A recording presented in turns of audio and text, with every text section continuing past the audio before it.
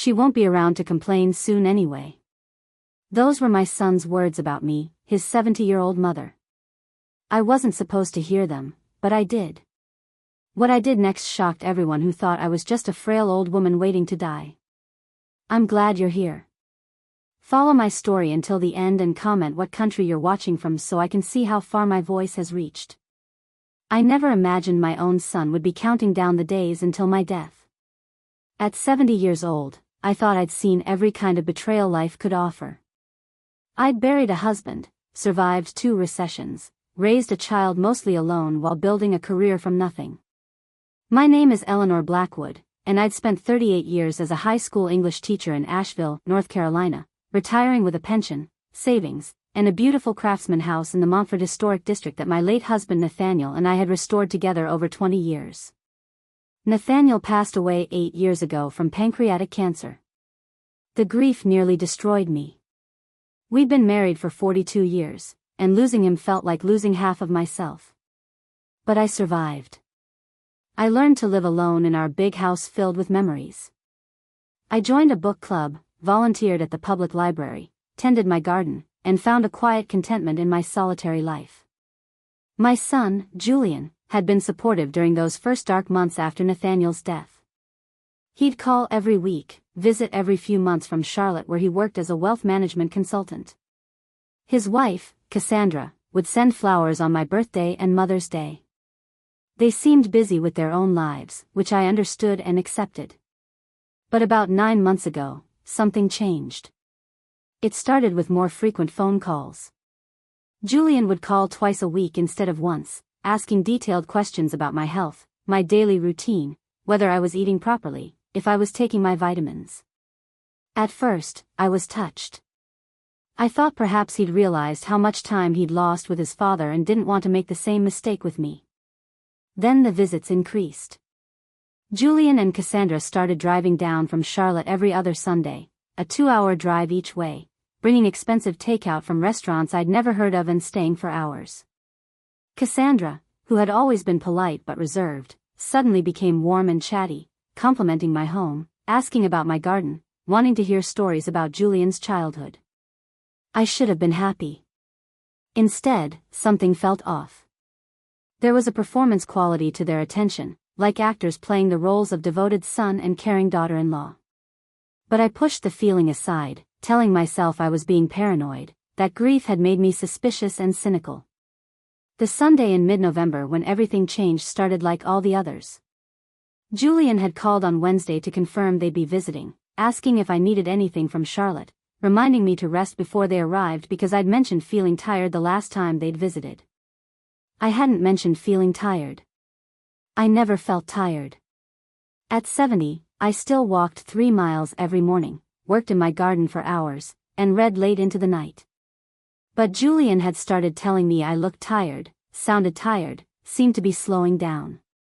And after hearing it enough times, I'd started to wonder if maybe he was right. Maybe I was more tired than I realized. That Sunday, I woke early as always and made myself presentable. I'd learned that Cassandra noticed everything, my clothes, my hair, whether I'd applied makeup.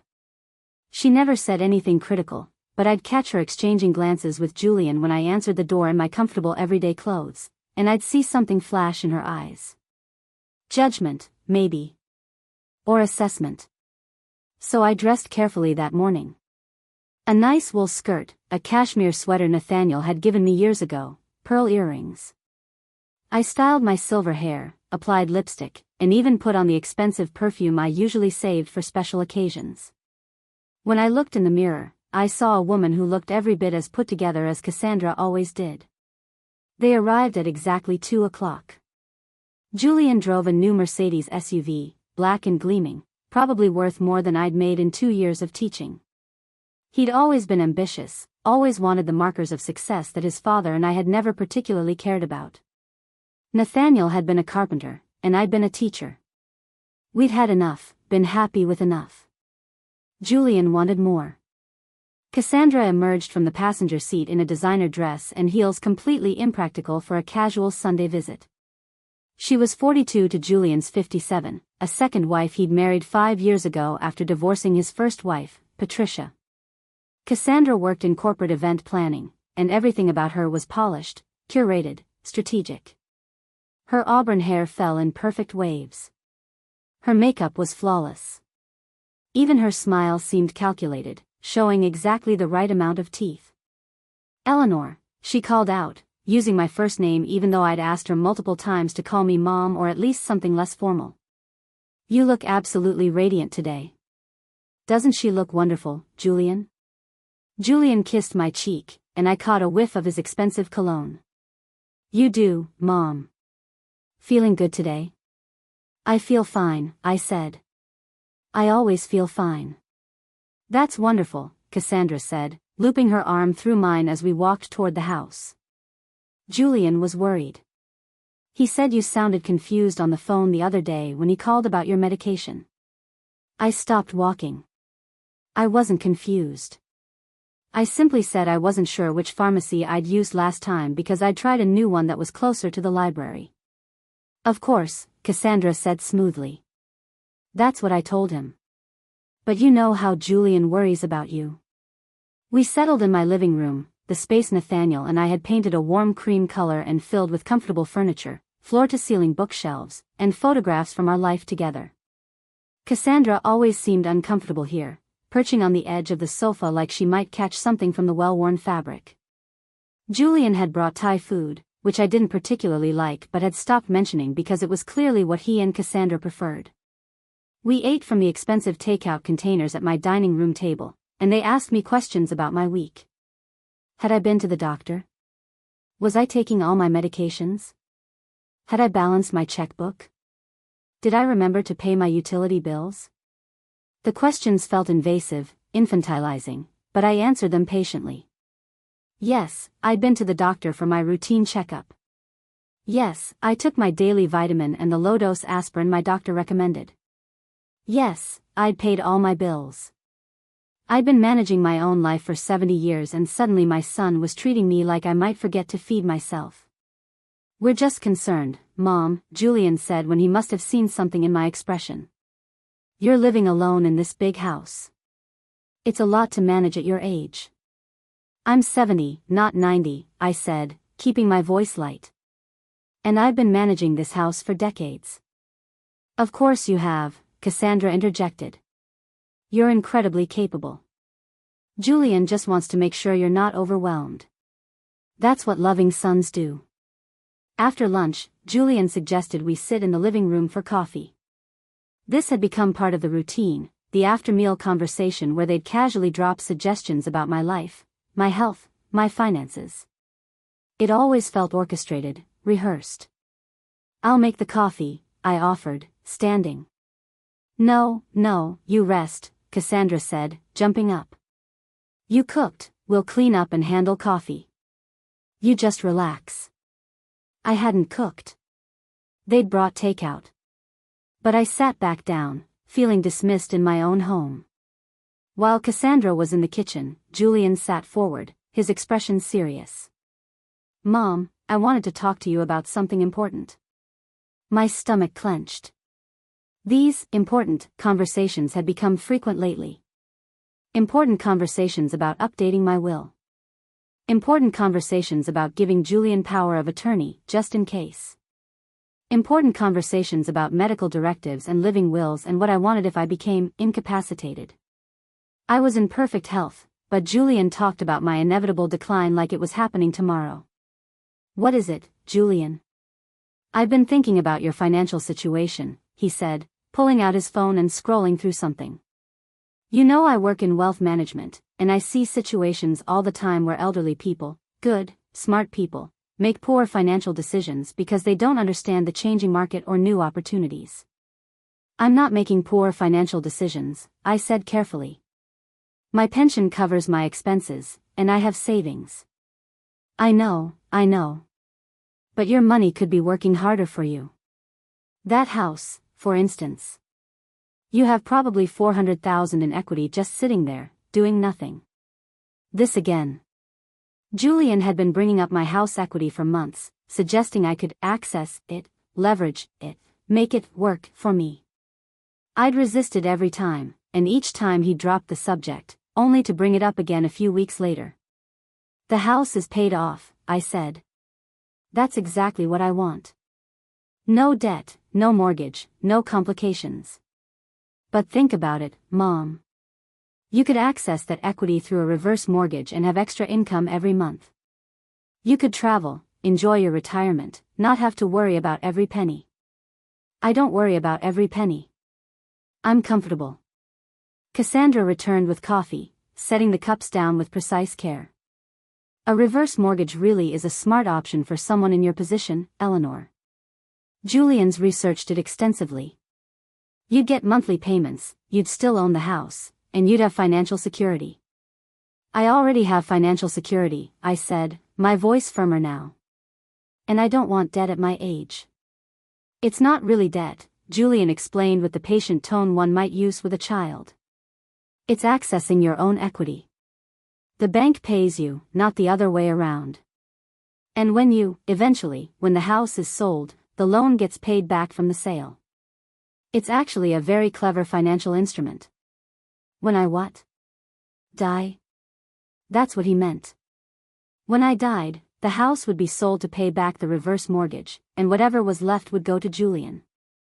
Except there might not be much left if I took payments for years. I'm not interested, I said firmly. I like my house exactly as it is, paid off and mine. I saw something flash across Julian's face. Frustration. Anger. But it disappeared quickly, replaced by his careful smile. Okay, Mom. I just want you to have options. We'll talk about it another time. But I knew we wouldn't. I knew this wasn't about giving me options. This was about something else, something I couldn't quite put my finger on. The afternoon dragged on. At one point, I needed to use the bathroom.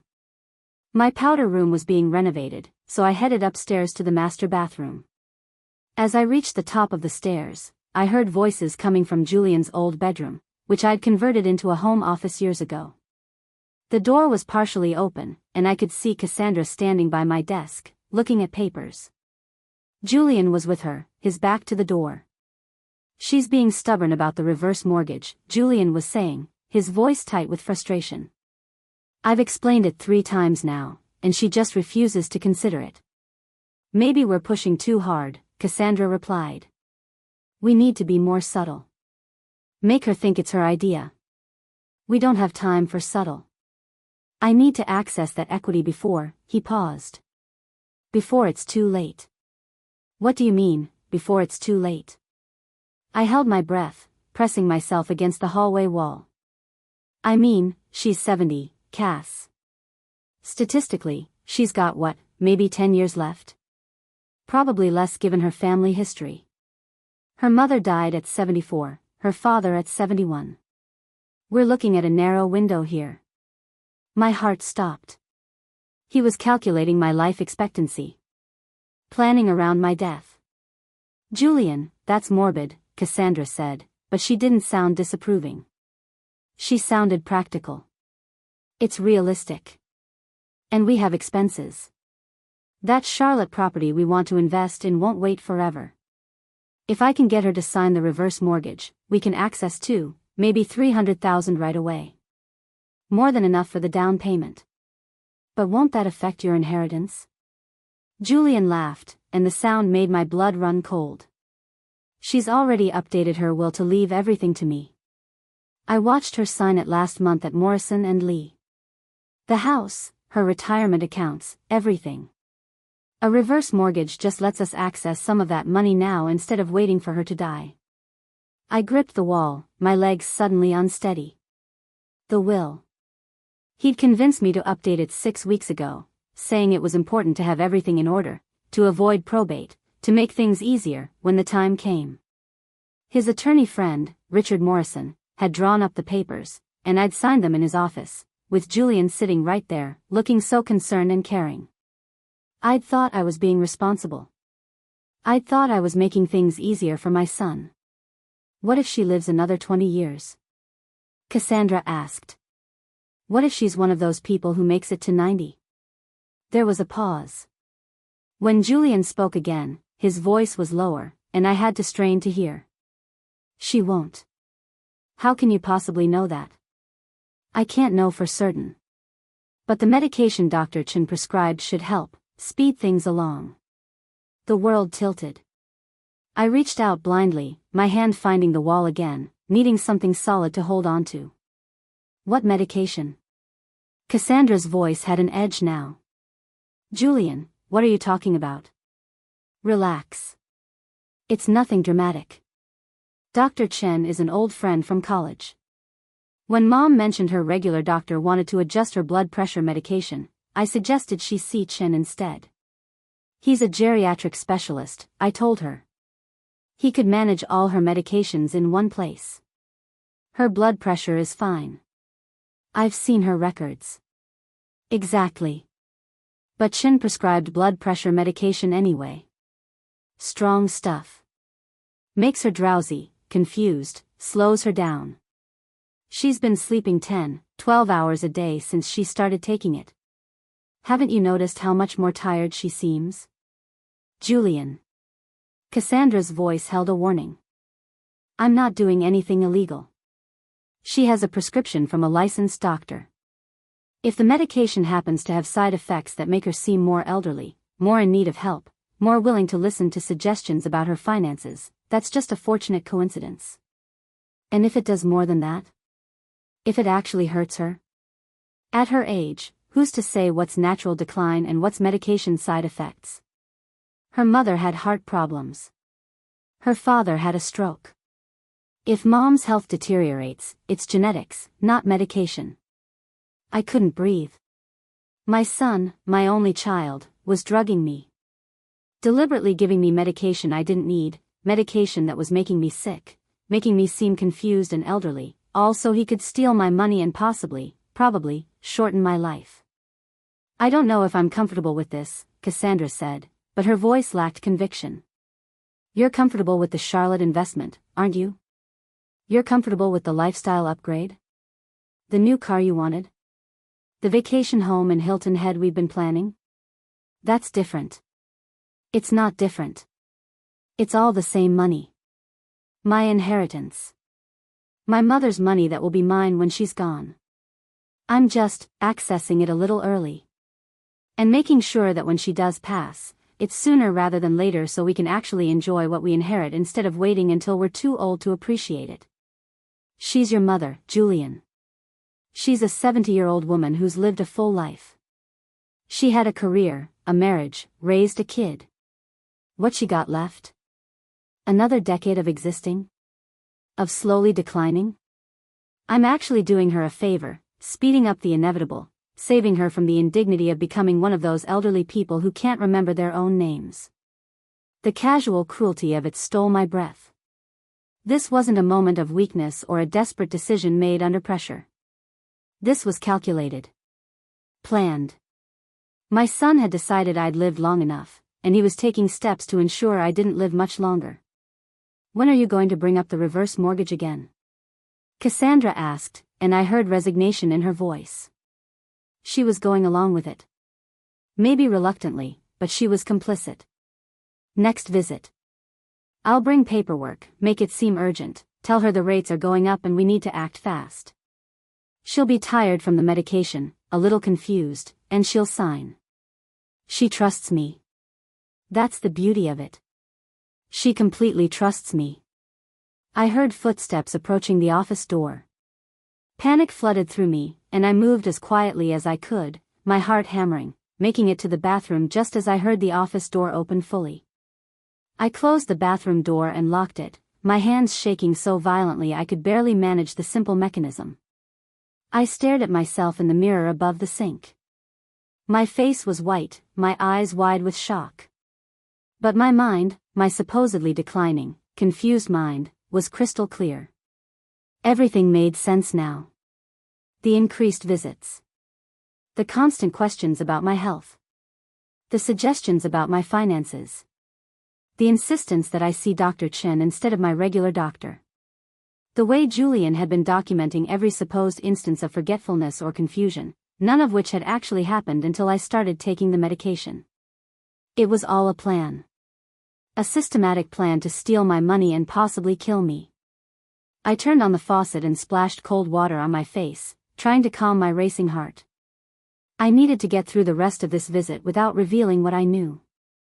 I needed to appear normal, or as normal as a drugged, supposedly declining 70-year-old woman would appear. I dried my face and left the bathroom, making my way carefully down the stairs.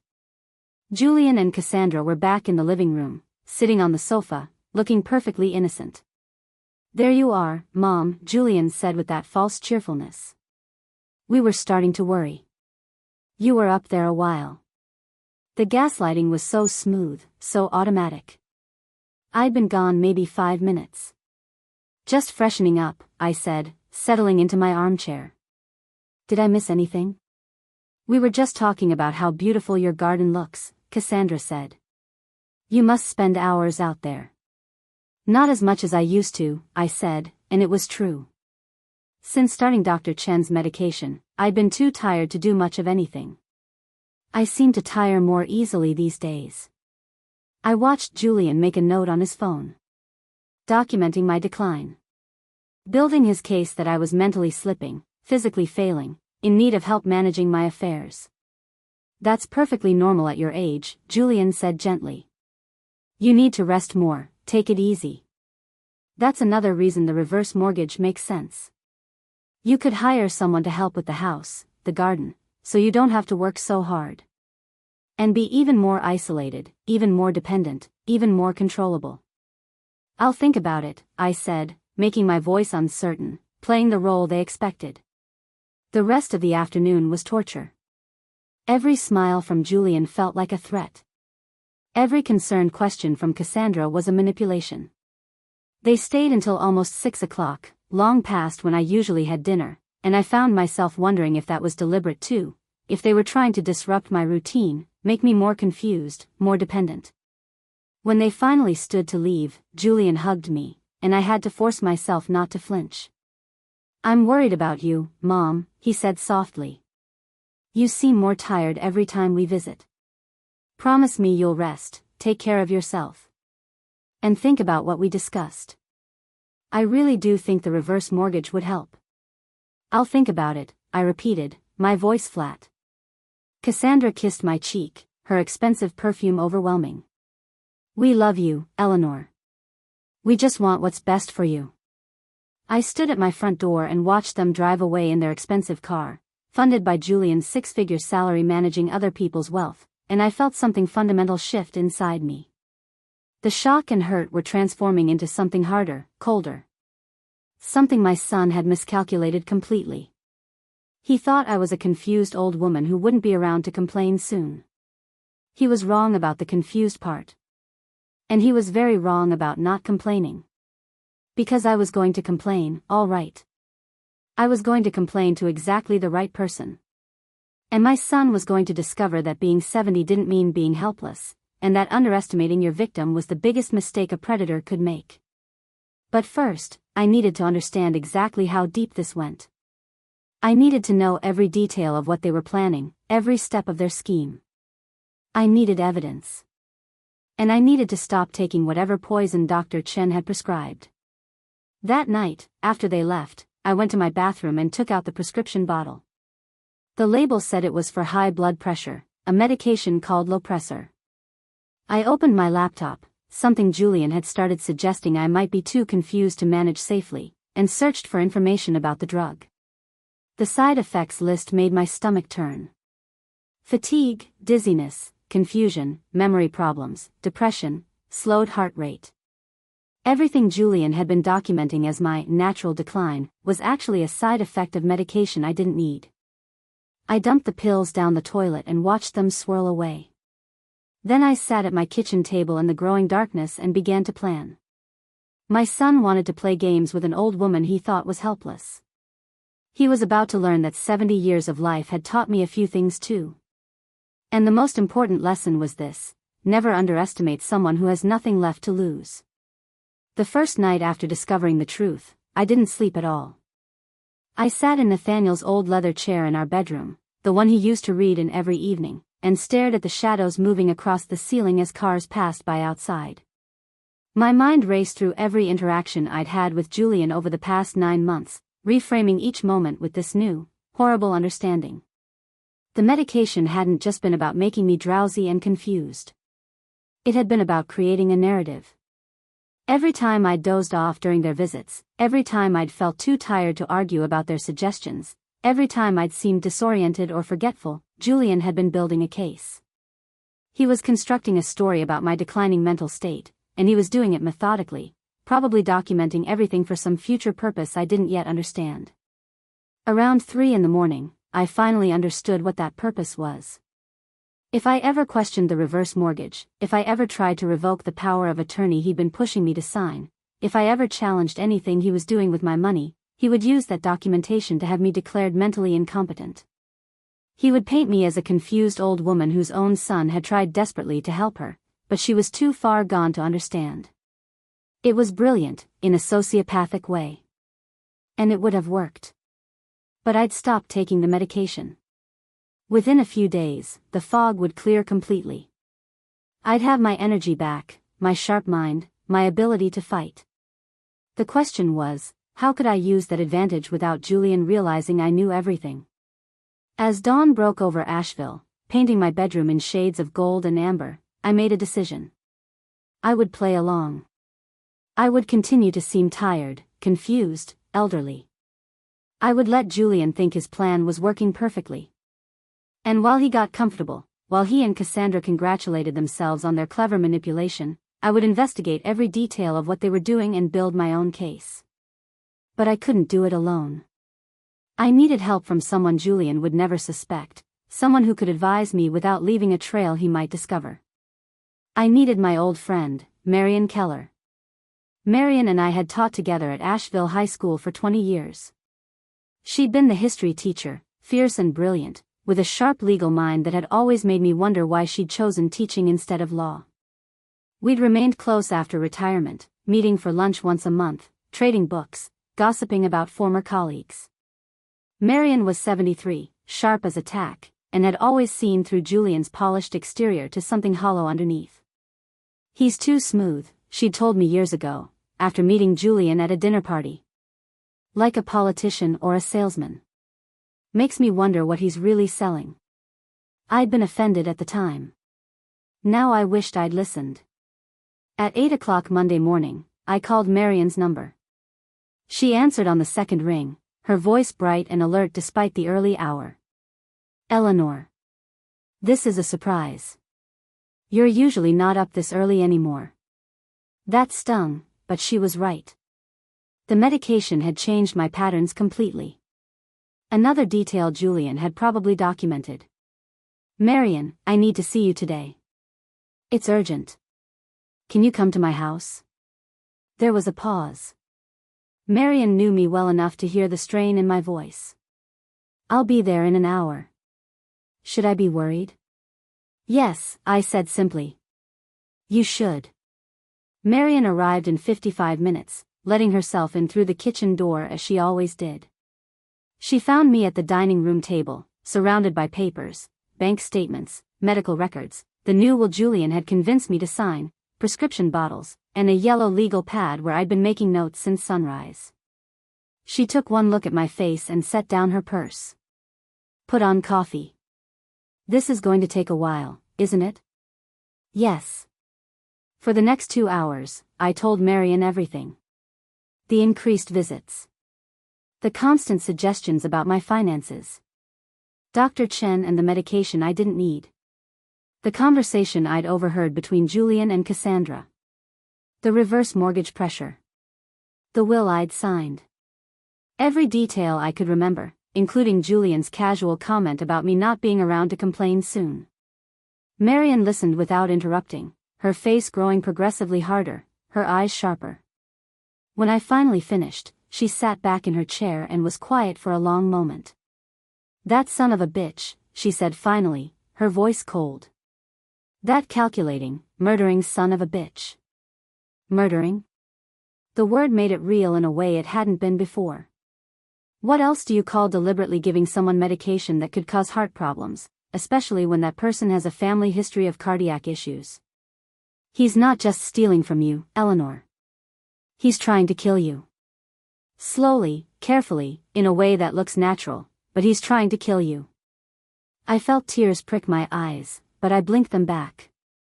I'd cried enough last night. Now I needed to be strong. What do I do, Marion? If I confront him, he'll just deny everything. It's my word against his. A supposedly confused 70-year-old woman against a successful financial consultant who's been documenting my mental decline for months. Marion tapped her fingers on the table, thinking. First, you need to see your regular doctor, not this Dr. Chin character. Get a full workup, blood tests, everything. Document that you're in perfect health and that you don't need blood pressure medication. That's evidence. I nodded, making a note on my legal pad. Second, you need to find out exactly what Julian's done with your finances. Has he already accessed any of your accounts? Has he forged your signature on anything? You said you gave him power of attorney? No, not yet. He's been pushing for it, but I kept saying I needed to think about it. Thank God I did. Thank God indeed. But check your accounts anyway. Online banking, credit cards, everything. Make sure he hasn't found another way in. I hadn't thought of that. Can he do that? Access my accounts without permission? If he's willing to drug you and forge your mental competency records, I'd say forgery and identity theft aren't beyond him. Marion's voice was grim. Third, you need a lawyer. A real one, not this Morrison friend of Julian's who probably helped him craft that will to his advantage. Someone who specializes in elder abuse and financial exploitation. Elder abuse. The term made me flinch, but that's exactly what this was. Do you know anyone? Marion smiled, and it wasn't a pleasant expression. I know exactly the right person. Victoria Chen, no relation to your fake doctor. She's a shark. Handles elder abuse cases, estate litigation, and she has a particular hatred for family members who prey on their elderly relatives. Her own grandmother was financially exploited by an uncle, and Victoria's made it her life's mission to destroy people who do this. Can you call her? I'll do better than that. I'll go with you to meet her. Today, if possible. The sooner we get legal advice, the better. Relief flooded through me. I wasn't alone. I had Marion, and soon I'd have Victoria Chen. Julian thought he was so clever, thought he'd planned everything perfectly. He had no idea what was coming. Marion pulled out her phone and made a call. I listened to her explain the situation in broad strokes, her voice professional and calm. When she hung up, she looked satisfied. Victoria can see us at 2 o'clock this afternoon. Her office is downtown. Can you drive, or should I take you? I can drive, I said firmly. I'm not an invalid, despite what my son wants everyone to believe. That's the spirit. Now, let's go through these papers and organize everything. Victoria will want to see documentation of every interaction, every financial transaction, every piece of evidence we have. We spent the next 3 hours going through my records. What we discovered made my blood run cold. Julian had been planning this for longer than 9 months. We found records going back almost 2 years of small, subtle manipulations. A suggestion here about consolidating my retirement accounts for easier management. A recommendation there about changing banks to one that offered better senior services. Each change had seemed reasonable at the time, even helpful. But looked at together, they formed a pattern. He'd been slowly, methodically gaining access to my financial life. The new bank he'd recommended? He was listed as a beneficiary on the accounts, something I didn't remember agreeing to. The consolidated retirement account? The paperwork showed I'd designated him as the person to contact about all account matters. The investment advisor he'd introduced me to last year? Another college friend of his, and the investment strategy he'd recommended was unusually risky for someone my age. He's been setting this up for years, Marion said, her voice tight with anger. This isn't opportunistic. This is premeditated financial abuse and possibly attempted murder. He's been building toward this moment. I thought about the timeline. The planning had started not long after Cassandra entered his life. His first wife, Patricia, had been a nurse, practical and kind, not particularly interested in money or status. I'd liked Patricia. The divorce had seemed to come out of nowhere, Julian claiming they'd grown apart. Now I wondered if Patricia had seen something in Julian that made her leave. Or if Julian had left her because she wouldn't go along with something like this. Do you think Cassandra is driving this? I asked Marion. She seems very focused on money, status, expensive things. Marion considered. Maybe she's encouraging it, but this level of planning? This started before you even met her. No, I think your son is exactly what he appears to be, a predator who sees his own mother as nothing more than an asset to be liquidated. The words hurt, but I couldn't deny their truth. At 1:30, Marion and I drove downtown to Victoria Chen's office.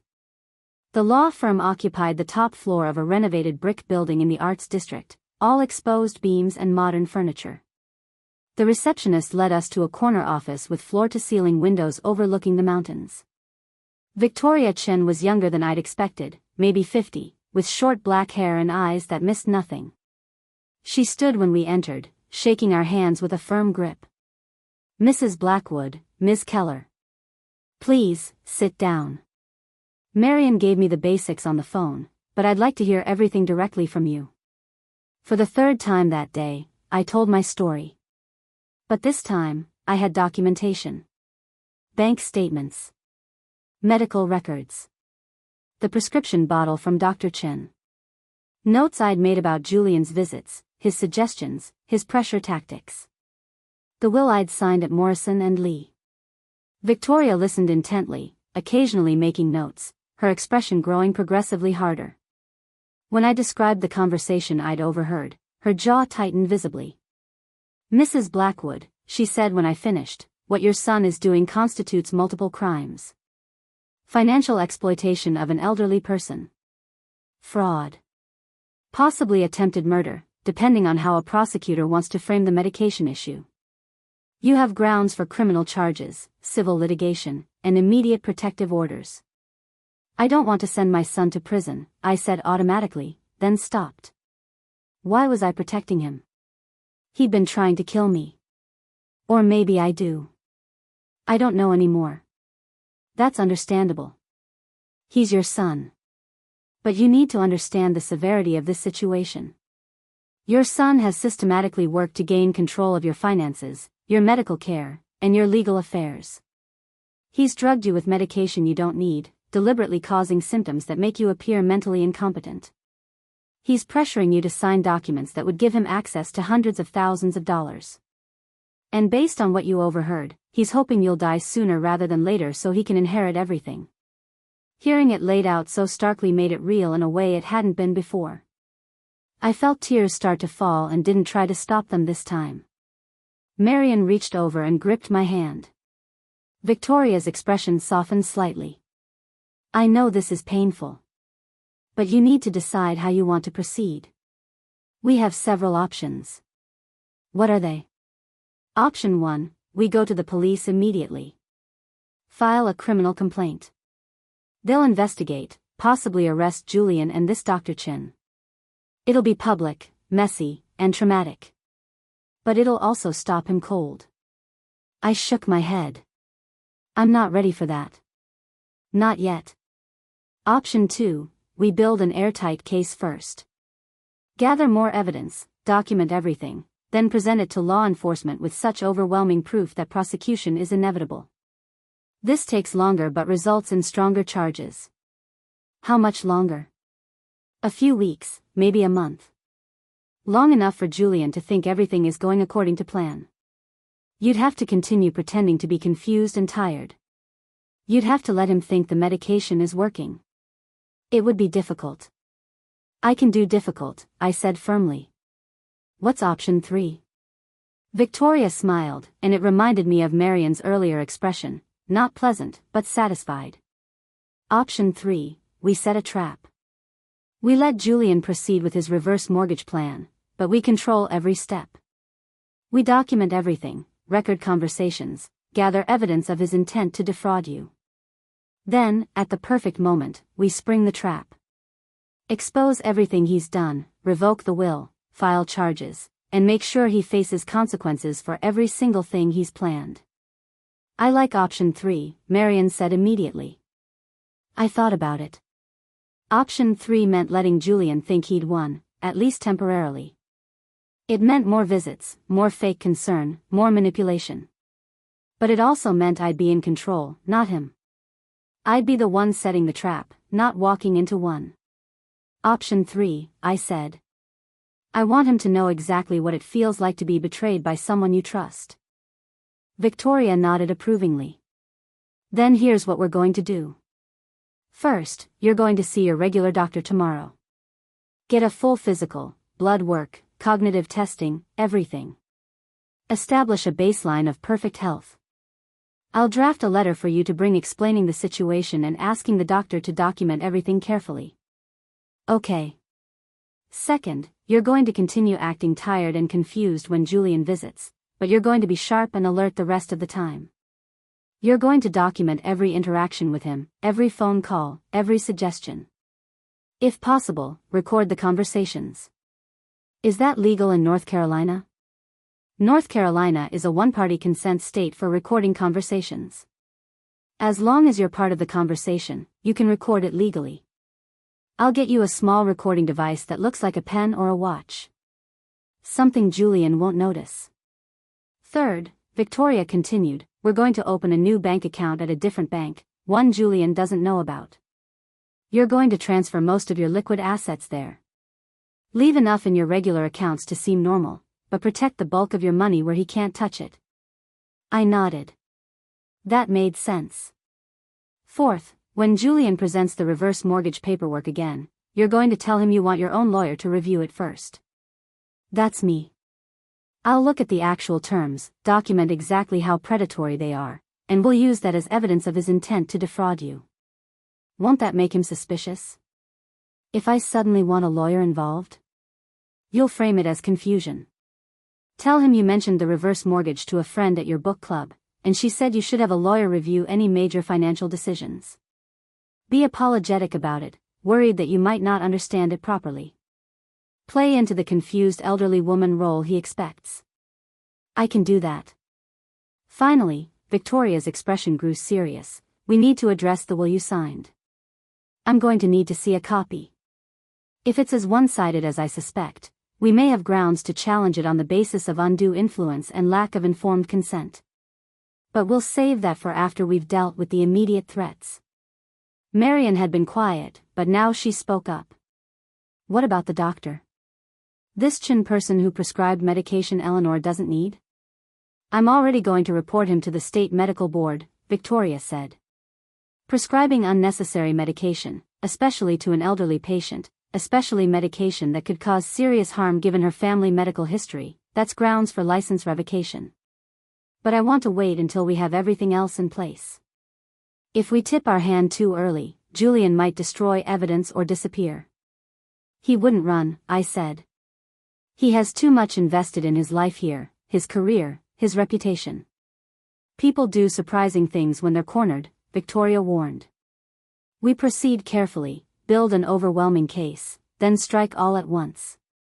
No warning, no chance to prepare a defense, just complete exposure. We spent another hour going over details. Victoria explained exactly how to document interactions, what to record, what questions to ask Julian to get him to reveal his intentions. She gave me a small recording device disguised as a fitness tracker watch and showed me how to use it. Wear this every time Julian visits, she instructed. Turn it on before he arrives, let it record everything. The device has a 24-hour battery and massive storage. It uploads automatically to a secure cloud server that only I can access. Even if Julian finds the watch and destroys it, we'll have the recordings. By the time Marian and I left Victoria's office, it was almost 6 in the evening. I felt exhausted but energized at the same time. For the first time since overhearing that horrible conversation, I felt like I had some control over the situation. Hungry? Marian asked as we walked to our cars. We could grab dinner, decompress a bit. I'm starving, actually. I realized I'd barely eaten all day. We found a quiet Italian restaurant and ordered wine and pasta. As we ate, Marion studied my face. "How are you really doing, Ellie?" It was her old nickname for me, one she only used in private. "I feel like my whole world has been turned upside down," I admitted. "Julian is my only child. My only family. And he's been systematically planning to steal from me and possibly kill me. How am I supposed to process that?" "You process it by getting angry," Marion said bluntly. "You process it by channeling that anger into action. You process it by making sure he faces consequences for what he's done." I am angry. Furious, actually. But I'm also heartbroken. Where did I go wrong? How did I raise someone capable of this? Marion reached across the table and gripped my hand. "You didn't raise him to be this. People make their own choices, Ellie. Julian chose money and status over family.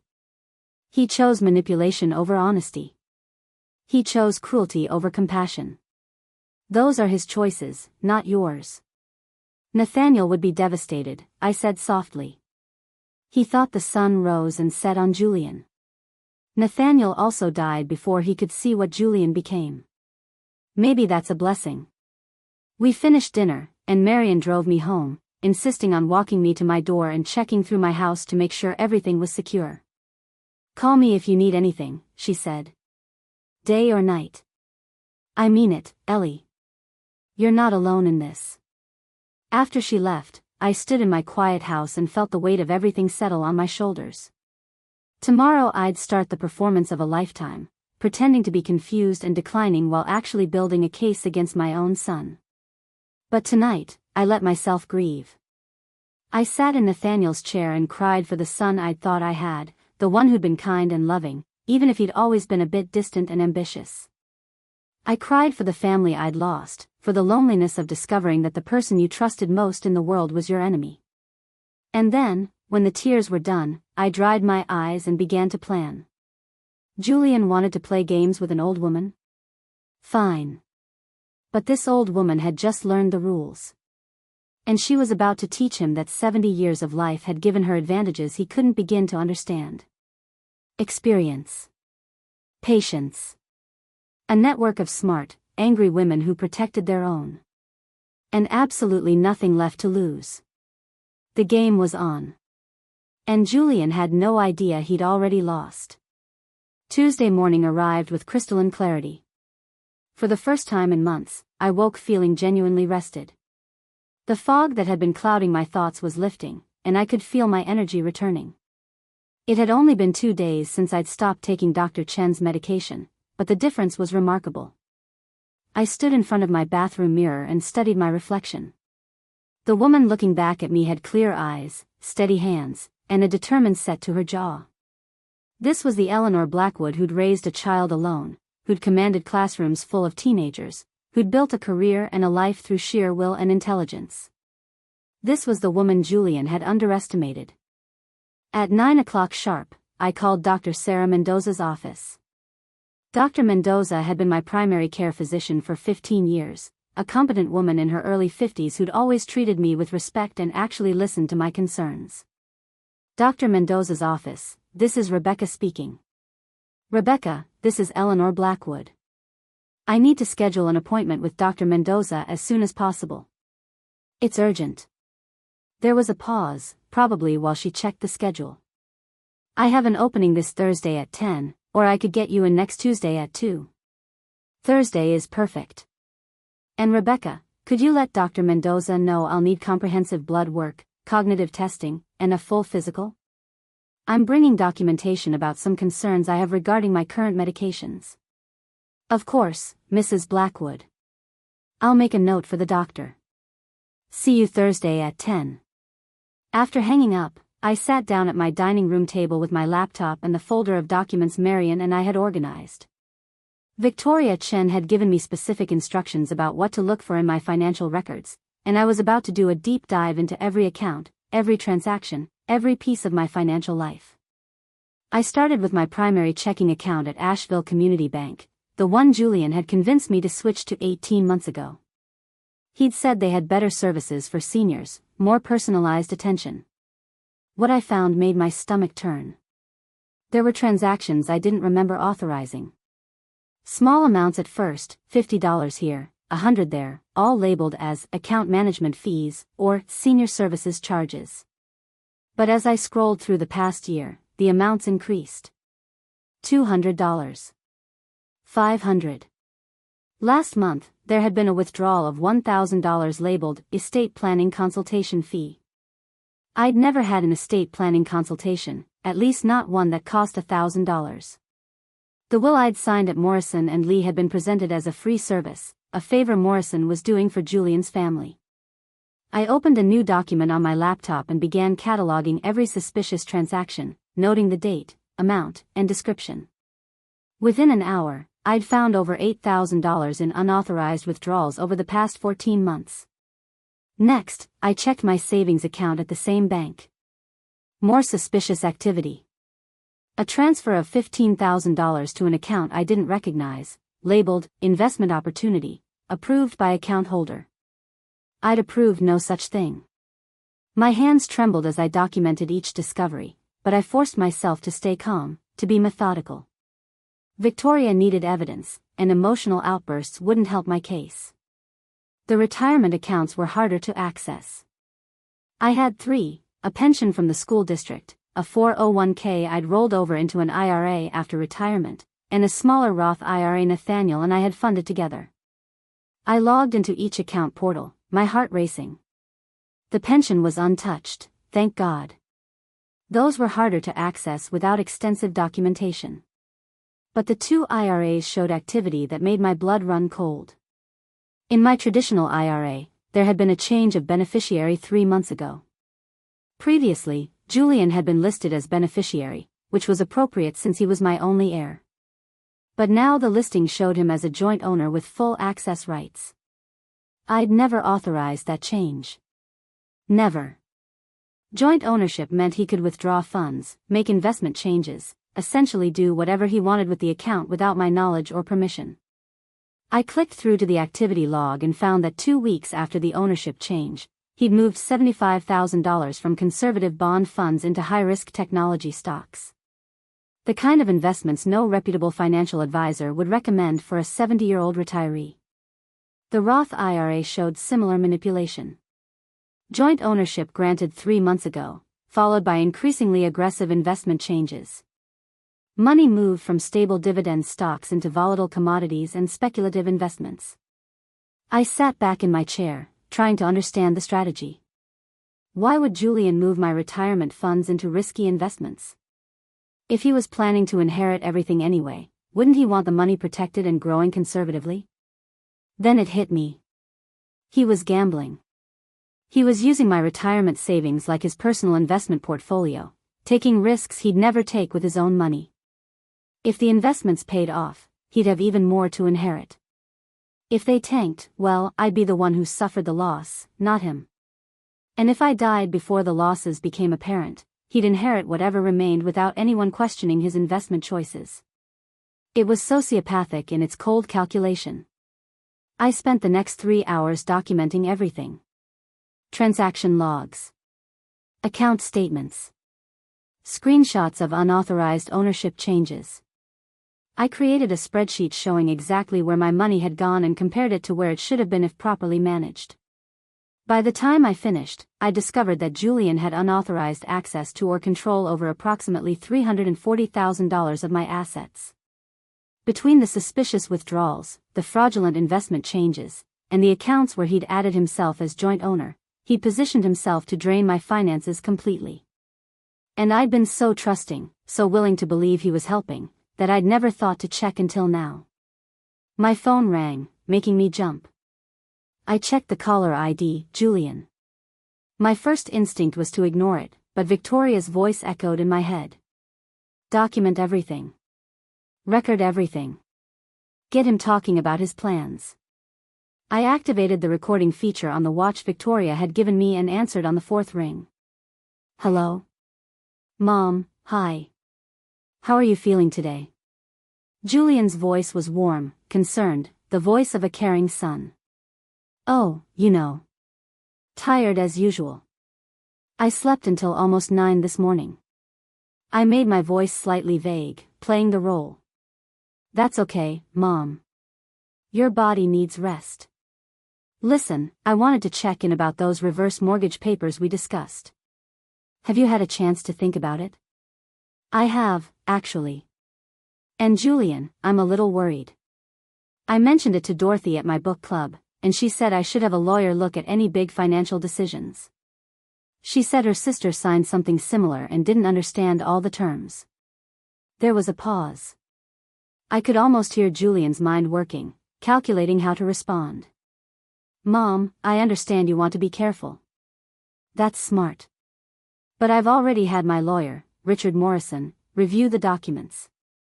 Remember? He's the one who helped with your will. He wouldn't let you sign anything that wasn't in your best interest. I know, sweetheart, but Dorothy was quite insistent. And I thought, well, maybe it wouldn't hurt to have someone explain it to me in simpler terms. Someone who doesn't know all the technical language you and Richard use. Another pause, longer this time. Who did you have in mind? There's a lawyer in Dorothy's building. Victoria Chen. Dorothy says she's very good at explaining things in ways regular people can understand. I thought I might ask her to just look over the papers, make sure I understand what I'm signing. Mom. Julian's voice had cooled noticeably. I don't think that's necessary.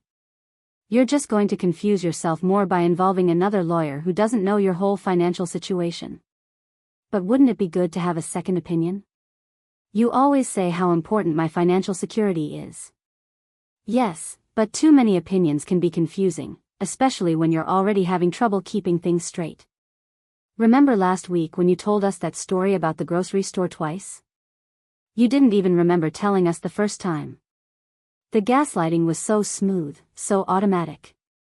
And I'd never told them any story about a grocery store. Did I? I'm sorry, Julian. I don't remember that. See, that's exactly why I think I should have someone explain the reverse mortgage in really simple terms. I don't want to sign something I don't understand. Mom, listen to me. His voice had taken on an edge now, frustration bleeding through the concerned son facade. The rates on these mortgages are time-sensitive. If you wait too long, you'll miss the window for the best terms. I'm trying to help you, but you need to trust me.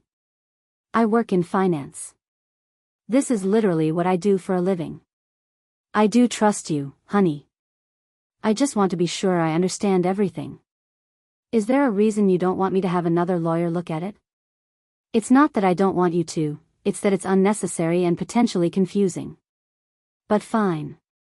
If you insist on wasting time and money on another lawyer, go ahead. Just don't blame me when you miss out on the best rates. Thank you for understanding, Julian. I'll call Ms. Chen today and see if she can fit me in. Whatever you need to do, Mom. Look, I have to go. I have a client meeting in 10 minutes. We'll talk later this week, okay? Okay, sweetheart. I love you. There was the briefest hesitation before he responded. Love you too, Mom. Take care of yourself. He hung up, and I sat there staring at my phone, my heart pounding. The conversation had been brief, but I'd gotten what I needed. His frustration when I mentioned bringing in my own lawyer. His pressure tactics about time-sensitive rates. His dismissal of my concerns as confusion. And all of it was recorded. I called Victoria Chen immediately and played her the recording. Perfect, she said when it finished. He's showing all the classic signs of someone running a financial exploitation scheme. The pressure to act quickly, the dismissal of your desire for independent counsel, the gaslighting about your memory. This is exactly the kind of evidence we need. He's going to be suspicious now that I mentioned you, I said. Good. Let him be suspicious. Let him worry. Worried people make mistakes. And Eleanor? I want you to bring me those reverse mortgage papers as soon as Julian gives them to you. I need to see exactly what he's trying to get you to sign. I will. Victoria, I found something else today. I told her about the financial records, the unauthorized account access, the risky investments, the thousands in unexplained withdrawals. The silence on the other end of the line was heavy. Eleanor, this is worse than I thought. He hasn't just been planning to steal from you in the future. He's already been stealing from you for over a year. This is active, ongoing financial exploitation. We need to act faster than I originally planned. My stomach dropped. What does that mean? It means we need to secure your assets immediately. Today. Can you get to your bank this afternoon? Yes, but won't Julian notice if I start moving money around? We're going to be strategic about it. You're going to go to a completely different bank, one he has no connection to. You're going to open new accounts in your name only. Then you're going to transfer just enough from your current accounts to seem like normal bill payments and living expenses. We'll leave enough behind to avoid raising red flags, but we'll protect the majority of your liquid assets. What about the retirement accounts where he's listed as joint owner? Those are trickier. We'll need to file paperwork to remove him, but that will definitely alert him that something's changed. I want to wait on that until we're ready to file formal charges. For now, the most important thing is securing your accessible cash and preventing him from taking more. Okay. Which bank should I use? Mountain Trust Bank on Marymount Avenue. They're not connected to any of the financial networks Julian typically uses, and they have excellent security protocols. Ask for Margaret Brennan. Tell her I sent you and that you need to open accounts with enhanced privacy protections. She'll know what that means.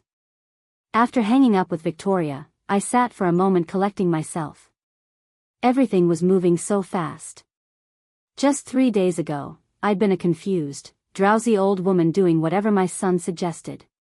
Now I was actively working to protect myself from him, building a legal case, recording conversations, moving money. It felt surreal. But I couldn't afford to hesitate. Every day I waited was another day Julian had access to my accounts, another day he could be moving money or changing beneficiaries or setting up new schemes I hadn't discovered yet. I grabbed my purse and car keys and headed to Mountain Trust Bank. Margaret Brennan turned out to be a sturdy woman in her 60s with iron gray hair and shrewd eyes. When I mentioned Victoria Chen's name, her entire demeanor changed.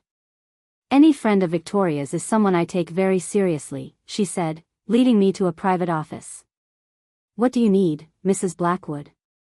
I gave her the abbreviated version: financial exploitation by a family member, need for secure accounts with privacy protections, time-sensitive situation. Margaret listened without interrupting, her expression growing progressively grimmer. When I finished, she nodded once, sharp and decisive. Here's what we're going to do. I'm going to set you up with a checking account and a savings account, both with enhanced security features. These accounts won't appear in any standard database searches. They'll require two-factor authentication for any access, including in person. No one, and I mean no one, will be able to access them except you. Can my son find out they exist? Not unless you tell him. And Mrs. Blackwood? I'm going to strongly suggest you also open a safe deposit box. If you have any important documents, jewelry, anything of value that your son might have access to at your home, put it here where he can't touch it. I hadn't thought of that. My grandmother's engagement ring.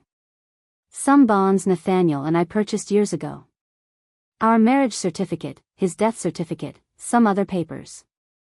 Bring them all here. Today if possible. The safe deposit box is included free with your savings account. Margaret processed the paperwork with impressive efficiency. Within an hour, I had 2 new accounts, a safe deposit box, and a detailed plan for transferring money from my compromised accounts. Start small, Margaret advised. Transfer $500 today, maybe $1,000 tomorrow. Make it look like normal bill paying and shopping. Then, in about a week, make a larger transfer but label it something that won't raise flags. Home repairs, for example, or medical expenses. Gradually move as much as you can without triggering alerts in your old accounts. What if Julian is monitoring my accounts and notices even the small transfers? If he asks, tell him you're paying bills. Medical expenses. Your property tax is coming due, isn't it? Use real expenses as cover. But Mrs. Blackwood, the truth is, if he's monitoring your accounts that closely, he already knows more about your finances than any son should. Which tells me he's definitely planning something. I left the bank with new account information hidden in my purse and a sense of accomplishment mixed with dread. I was taking concrete steps to protect myself, but each step also confirmed that my son really was trying to rob me. When I got home, I found a package on my front porch. No delivery notification, no return address, just a manila envelope with my name written on it in handwriting I didn't recognize. Inside were photocopies of documents. Financial documents. And they made my blood run cold. The first was a life insurance policy I didn't know existed. A $250,000 policy on my life, taken out 6 months ago, with Julian listed as the sole beneficiary. The monthly premiums were being paid from my checking account, labeled as health insurance supplemental coverage. I'd never authorized this policy. Never. But there was my signature on the application, or what looked like my signature. The second document was even worse, an application for a home equity line of credit on my house, submitted 3 weeks ago to a predatory lending company known for targeting elderly homeowners.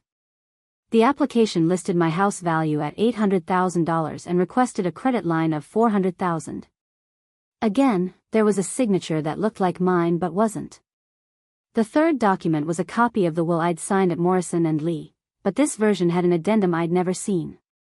The addendum stated that in the event I became mentally incompetent, Julian would have immediate access to all my accounts and authority to make all financial and medical decisions on my behalf. I'd never seen this addendum. Never signed it. But there was my signature, or an expert forgery of it. The final item in the envelope was a handwritten note on plain paper. Mrs. Blackwood, you don't know me, but I know your son. I worked at Morrison and Lee as a paralegal until last month when I quit because I couldn't stomach what Richard Morrison was doing. Your son and Morrison have been forging documents for at least 3 other elderly clients. I have copies of everything. I'm afraid for my own safety, which is why I'm sending this anonymously. But you need to know what they're doing. Take these to the State Bar Association and to the police. Richard Morrison should be disbarred and imprisoned. I'm sorry I don't have the courage to come forward myself, but I have a family to protect. Please stop them before they hurt someone else. A friend. I sat down heavily on my porch steps, the documents trembling in my hands. This was so much bigger than I'd realized. Julian wasn't just planning to steal from me. He was part of a systematic scheme to defraud multiple elderly people, and he had a corrupt lawyer helping him forge documents and create false paper trails. The life insurance policy made horrible sense now. Julian wasn't just waiting for me to die naturally. He'd taken out insurance on my life, which meant he had a financial incentive for my death. Combined with the medication that could cause heart problems, it painted a picture of someone actively planning murder disguised as natural causes. I called Victoria immediately. I need to see you right now, I said when she answered. Something's happened. Something big. I'm in court until 4, but I can see you at my office at 4:30. Can it wait that long? It has to. But Victoria, this is worse than we thought. Much worse. Bring whatever you have. I'll clear my evening. I spent the next few hours in a state of controlled panic, carefully photographing every document from the anonymous envelope, uploading the photos to the secure cloud storage Victoria had set up for me, and organizing everything for our meeting. At 4:15, I drove back downtown to Victoria's office. She was waiting for me, having apparently rushed back from court. Her professional composure cracked when I showed her the documents. Jesus Christ, she breathed, studying the forged signatures. Eleanor, this is organized crime. This isn't just your son being greedy. This is a conspiracy between your son and a licensed attorney to systematically defraud elderly clients. The State Bar Association will crucify Morrison for this. And your son could be looking at serious prison time. There's a life insurance policy, I said, my voice shaking. $250,000. Payable to Julian when I die. combined with the medication that could cause heart problems. It's evidence of intent, Victoria finished grimly. A prosecutor could argue attempted murder. Especially combined with the medication issue and his comment about you not being around to complain soon. What do we do? Victoria was quiet for a long moment, studying the documents. We need to bring law enforcement in now. This has escalated beyond civil litigation. Your life is in actual danger, Eleanor. Julian has motive, means, and opportunity to kill you, and he's stupid enough to have taken out life insurance that proves financial motive. But you said we should build a complete case first. That was before I knew he'd forged your signature on multiple documents, taken out life insurance on you, and was working with a corrupt lawyer in a scheme affecting multiple victims. This anonymous paralegal has given us the smoking gun. We need to act on it. My hands were shaking. I'm scared, Victoria. If we go to the police, everyone will know. It'll be in the newspapers. My son will be arrested. My private life will be public. Yes, Victoria said gently. All of that is true. But Eleanor, if we don't act, you could end up dead. Your son is escalating. He's gotten comfortable, confident. Men like that make mistakes, but they also become more dangerous. I won't let you become a statistic. I thought about Nathaniel, about what he would say if he were here. He'd always been protective, always put my safety first. He would tell me to go to the police, to hell with public embarrassment or family scandal. Okay, I said finally. What's the next step? I'm going to call a friend of mine at the Asheville Police Department. Detective Sarah Vance, White Collar Crime Division. I've worked with her on several elder exploitation cases. She's smart, thorough, and she hates people who prey on the elderly. Victoria made the call while I sat there trying to process everything. Within 10 minutes, she'd arranged for Detective Vance to meet us at the police station in an hour. She's coming in on her day off, Victoria told me after hanging up. When I told her about the forged documents and the life insurance policy, she said this couldn't wait. We drove separately to the police station, a modern building on the south side of town. Detective Vance met us in the lobby, a tall black woman in her 40s with close-cropped hair and eyes that radiated competence. She led us to a conference room and spent the next 3 hours going through every document, every recording, every piece of evidence Victoria and I had compiled.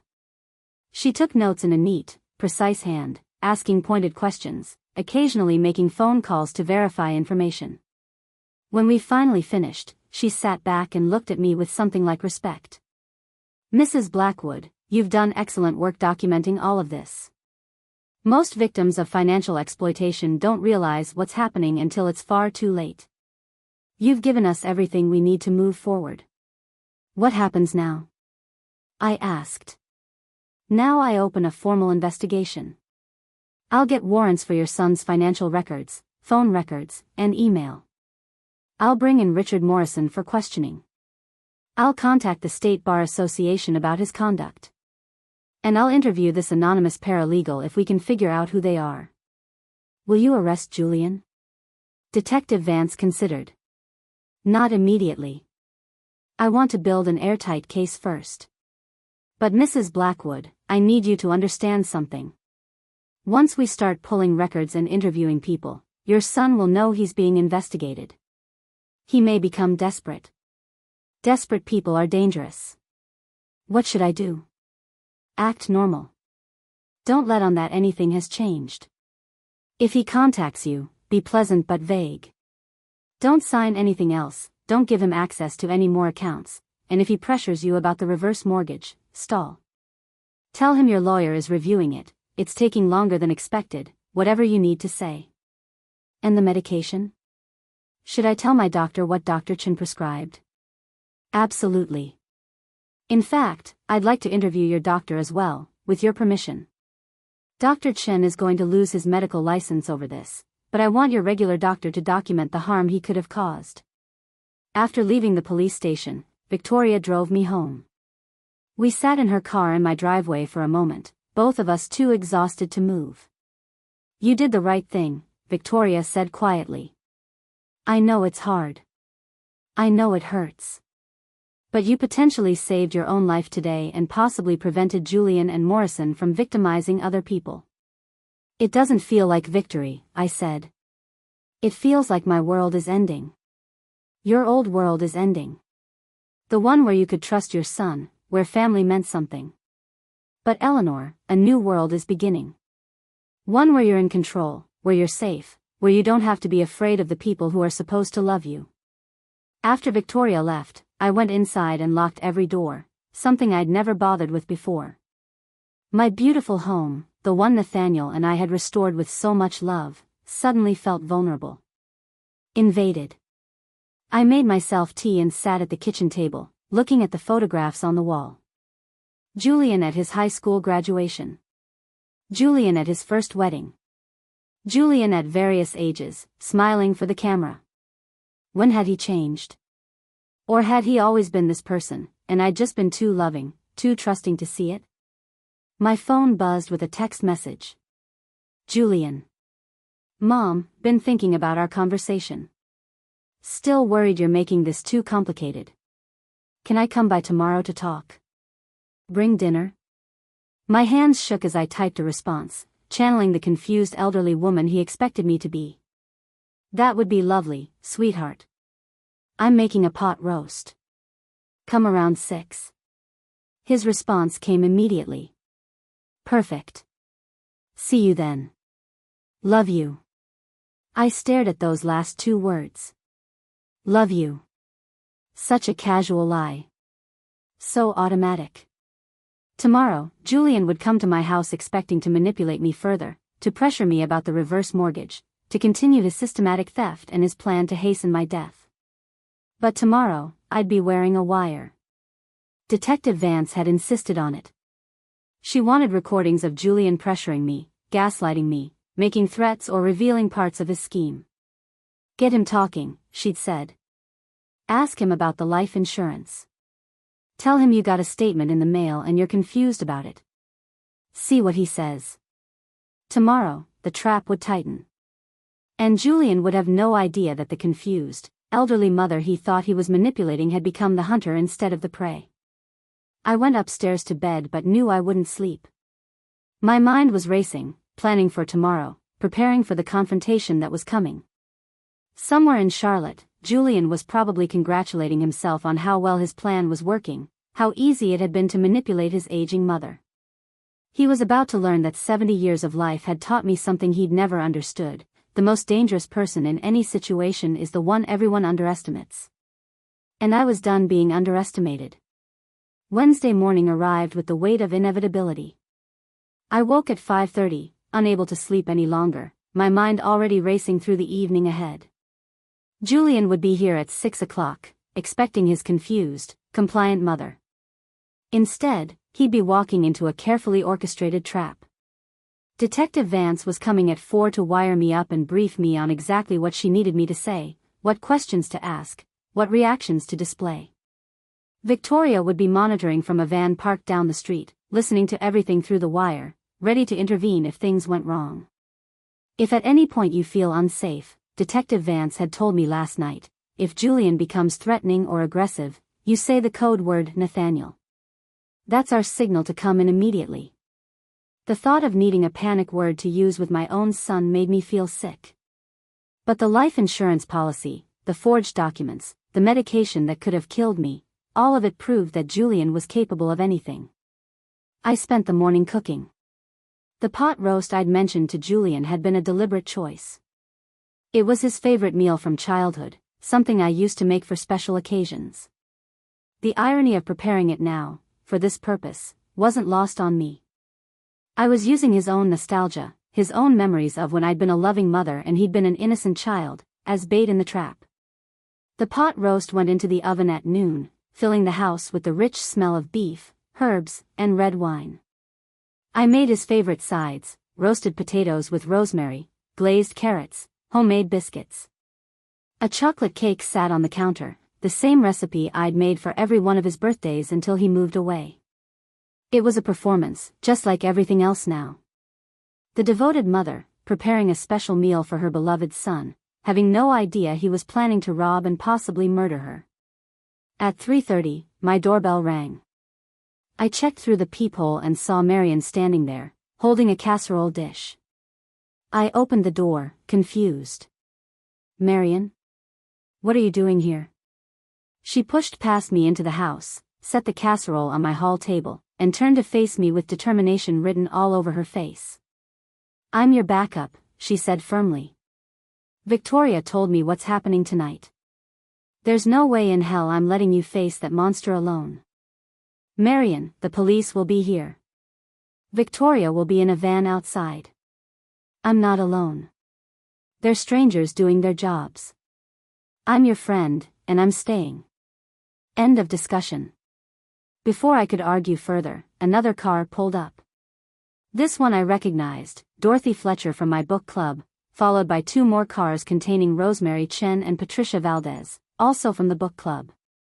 Within minutes, my living room was filled with 5 women between the ages of 68 and 75, all looking at me with expressions of fierce protectiveness.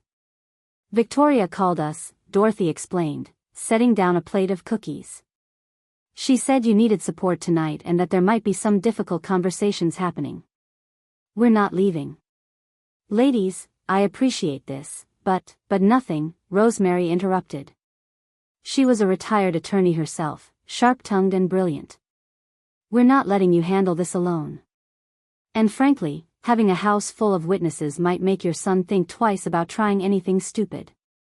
Patricia, the quietest of the group, spoke up.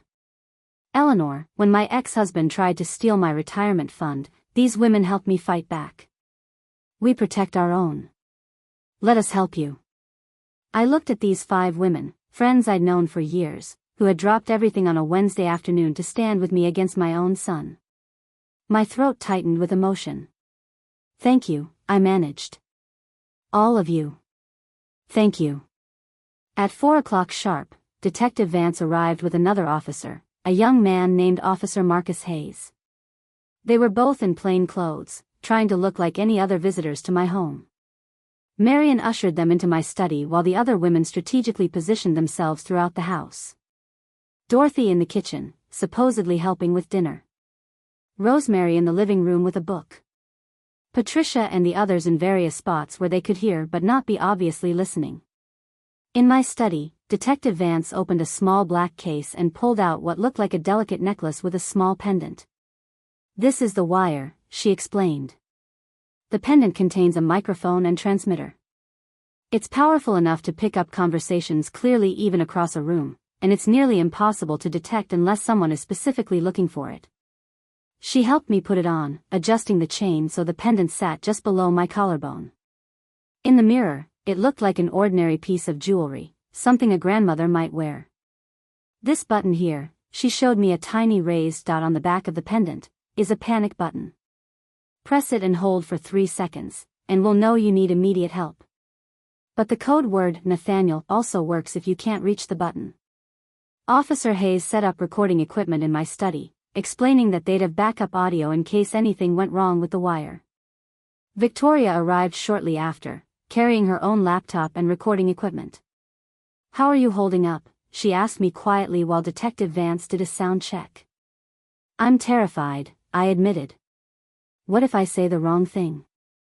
What if he realizes I'm recording him?" "You won't, and he won't.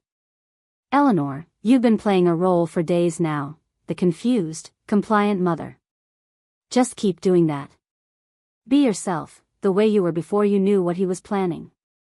Cook him dinner, be warm, be loving, and when he brings up the reverse mortgage or the life insurance, act confused and ask questions. That's all you have to do." "Testing, testing," Detective Vance said into a radio. "Can you hear me, Mobile Unit 1? A crackly voice responded from outside. "Clear as crystal. We've got eyes on the house and audio is working perfectly." It was 5:15. Julian would be here in 45 minutes. Marian brought me a cup of tea, her hand steady while mine shook. "Drink this. Chamomile with honey. You need to be calm." I sipped the tea gratefully. Around me, the women who'd become my army moved with quiet efficiency, setting the table, putting out the food, making my home look warm and welcoming. A grandmother's house on an ordinary Wednesday evening. Except nothing about this was ordinary. At 5:30, I heard Cassandra's voice before I saw her. Told you we should have cancelled. This is a waste of time.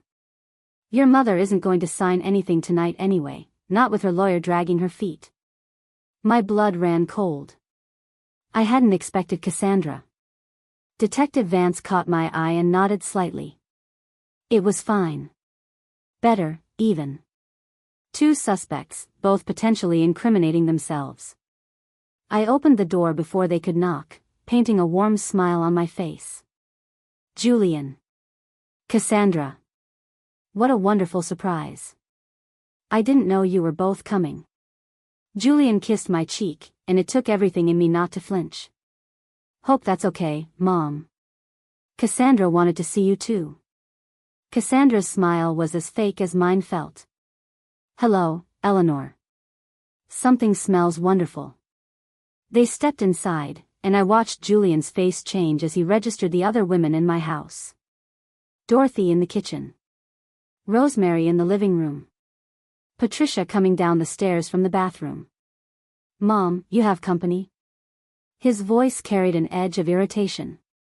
Oh, just my book club ladies. They stopped by this afternoon, and you know how it is. We got to talking and lost track of time. I hope you don't mind. There's plenty of food. I saw the calculation in Julian's eyes. He'd wanted me alone, vulnerable, easy to pressure. Instead, he had an audience of elderly women who would witness whatever he said. Of course we don't mind, Cassandra said smoothly, though her jaw was tight. The more the merrier.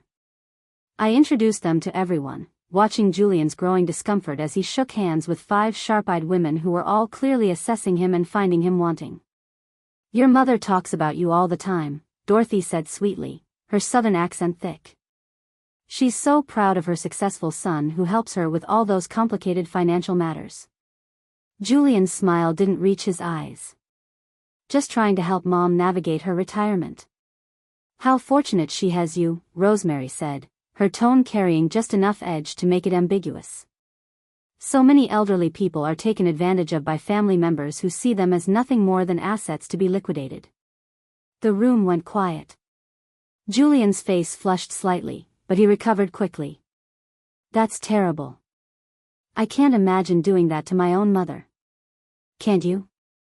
Marian asked quietly, entering from the kitchen. I find that hard to believe. The tension ratcheted up several notches. I jumped in quickly, playing my role.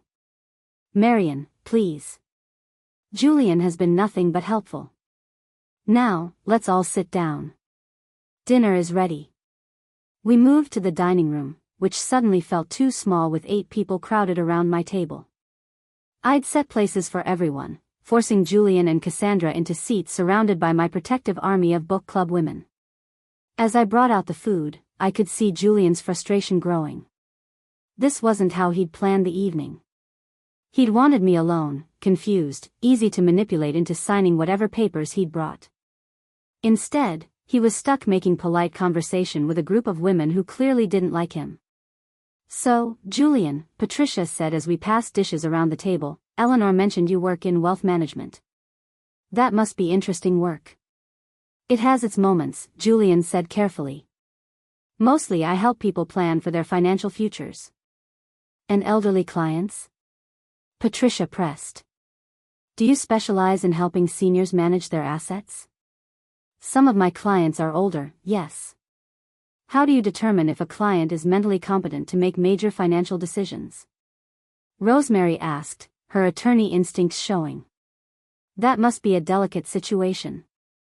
Julian's fork paused halfway to his mouth. I'm not sure what you mean.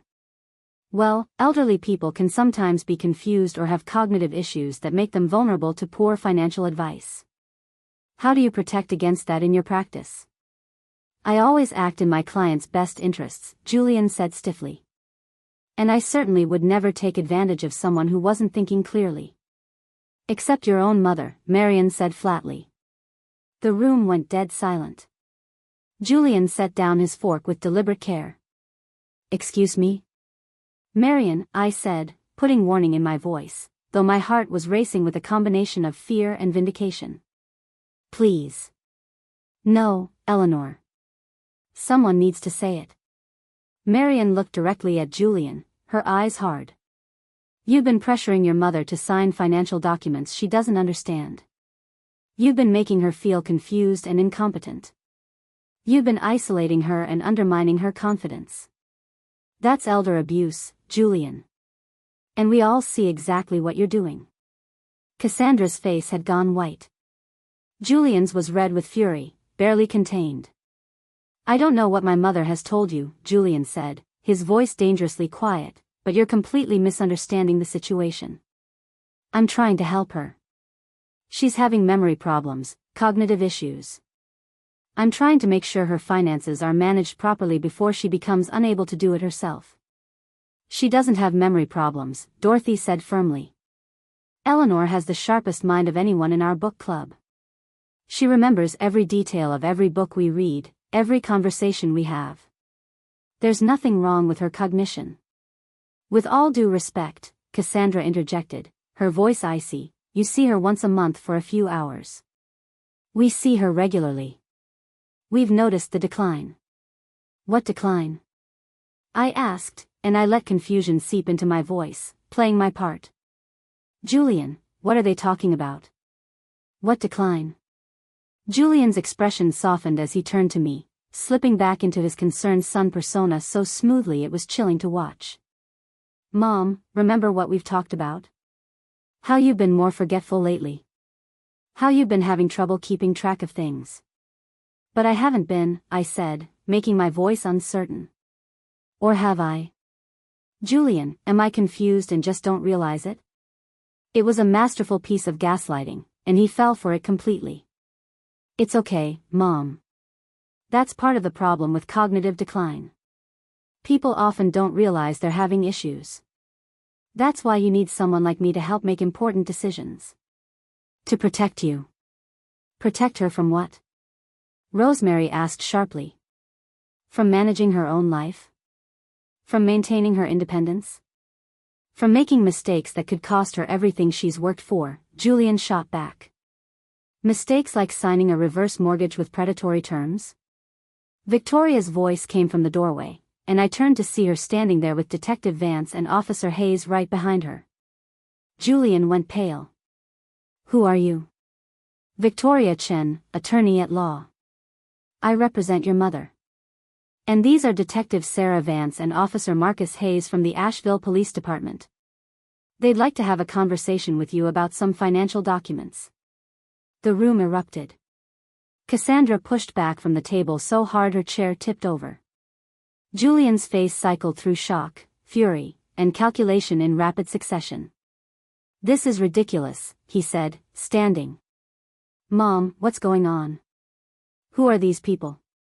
Julian Marcus Blackwood, Detective Vance said formally, stepping forward. We need you to come down to the station to answer some questions about financial transactions involving your mother's accounts.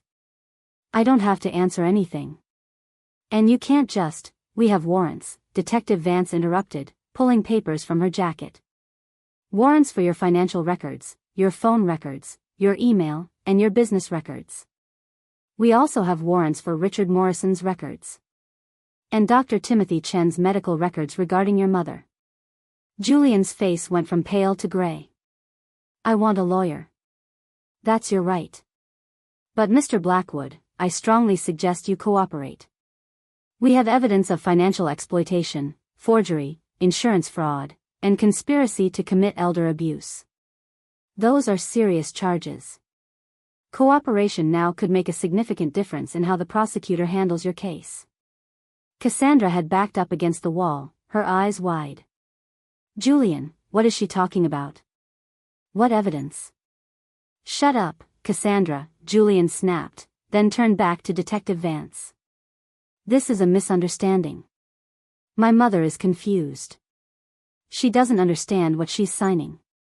These people have manipulated her into thinking I'm trying to hurt her, but I'm trying to help her. By giving her medication she doesn't need? Detective Vance asked. By forging her signature on life insurance documents? By making unauthorized withdrawals from her accounts? By moving her retirement savings into high-risk investments without her knowledge? Which part of that was helping, Mr. Blackwood? I have power of attorney. You don't, actually, Victoria interrupted. Your mother never signed a valid power of attorney document. The one you've been using was forged. We have the original documents from the attorney's office, and we have a handwriting expert who will testify that the signatures don't match.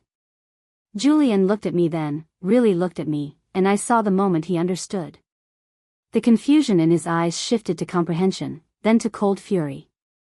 You, he said, his voice low and dangerous. This whole time. You've been pretending. Playing dumb. Recording me. I stood up slowly, meeting his eyes with all the anger and hurt I'd been suppressing for days. Yes, I said simply. I've been pretending. The same way you've been pretending to be a loving son while you drugged me, stole from me, and planned my death so you could inherit my money. Your death? Cassandra's voice was shrill. Julian, what is she talking about? The life insurance policy, I said, looking at her. $250,000, payable to Julian when I die. Combined with medication that could cause heart failure in someone with my family history. Did you know about that, Cassandra?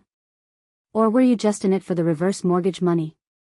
Cassandra looked genuinely shocked, which told me she hadn't known the full extent of Julian's plans. She'd been complicit in the financial theft, but maybe not the potential murder. Julian, she said, her voice small. Tell me she's lying. She's a senile old woman who doesn't know what she's talking about, Julian spat.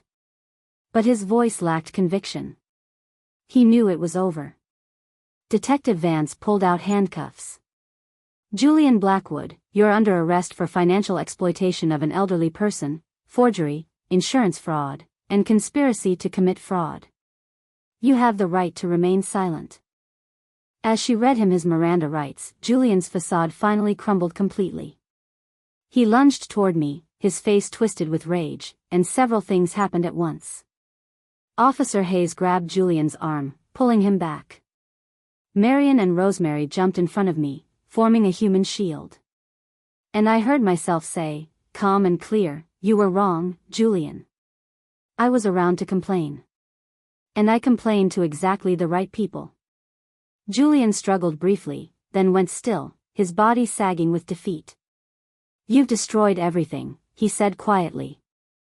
My career, my reputation, my life. Over what?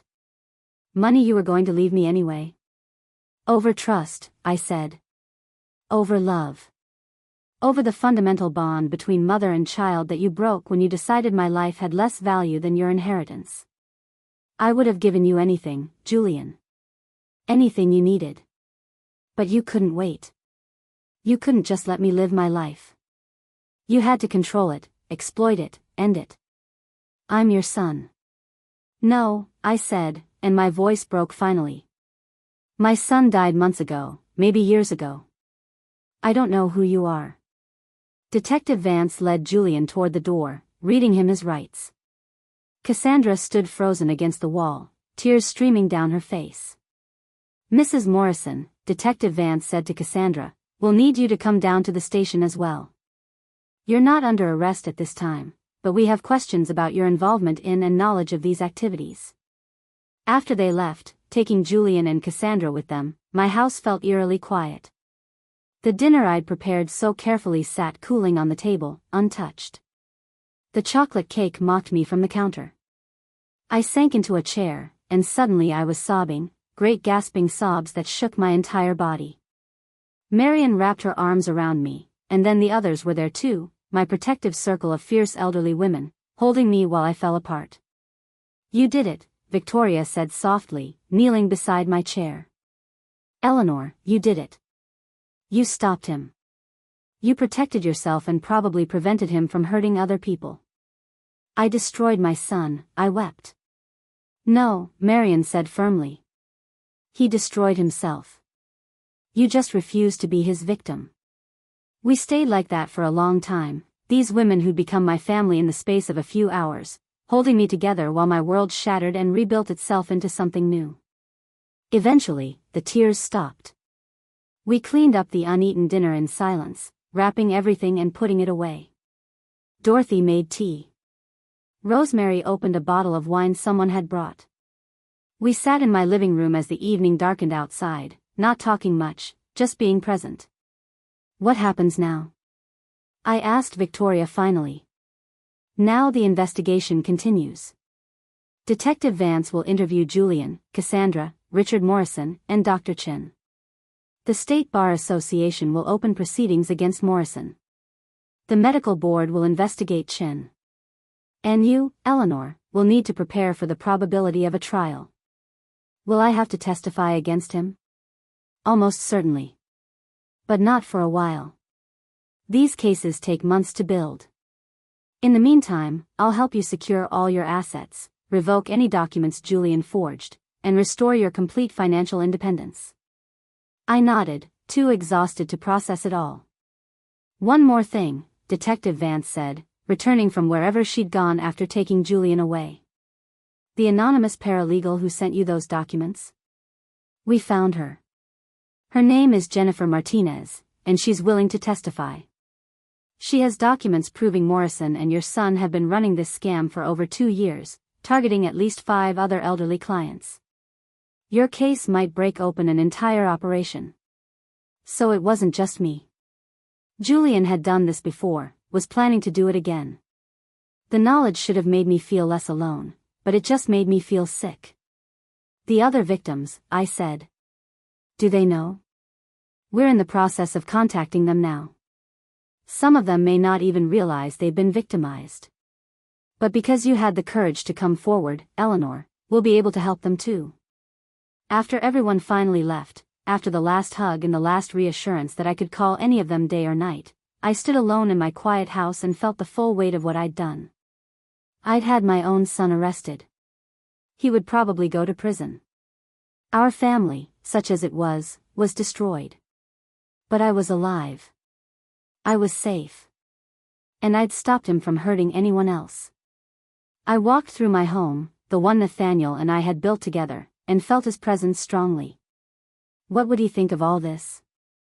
Would he be proud of me for fighting back? Devastated that our son had turned into a monster? Both, probably. I ended up in our bedroom, sitting in his old leather chair, and I talked to him the way I used to when he was alive, when we'd process the day together before sleep. I did it, Nathaniel, I whispered into the darkness. I stopped him. I stood up for myself. I refused to be a victim. You would have been so angry with him. So disappointed. But I hope, you'd be proud of me. The house was quiet, but I felt less alone than I had in months. Because I wasn't alone. I had Marion and Dorothy and Rosemary and Patricia and the others. I had Victoria fighting for me. I had Detective Vance ensuring justice would be served. And I had myself. 70 years old, still standing, still fighting, still refusing to go quietly into the night. Julian had told Cassandra I wouldn't be around to complain soon. He'd been catastrophically wrong. I was around. I was complaining. And I was going to make damn sure everyone heard me.